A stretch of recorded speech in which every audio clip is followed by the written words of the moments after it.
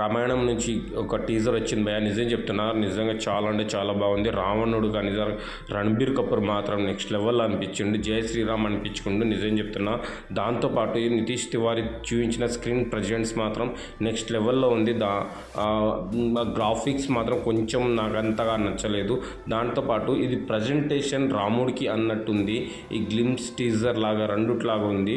దాంతోపాటు ఏదైనా స్పెషల్గా ఏదైనా ఉందంటే యష్ అన్నకు లాస్ట్కి చూపిస్తాడు, ఆ షాట్ అనేది చాలా బాగా నచ్చుతుంది. ఆ షాట్తో పాటు దీంట్లో విఎఫ్ఎక్స్ మాత్రం అంతగా నచ్చలేదు. ఇది 4,000 కోట్ల లేకపోతే 200 కోట్ల అనేది నాకు అర్థం కాకపోయింది. 4,000 కోట్లు అంట, దీపావళికి రిలీజ్ అంట.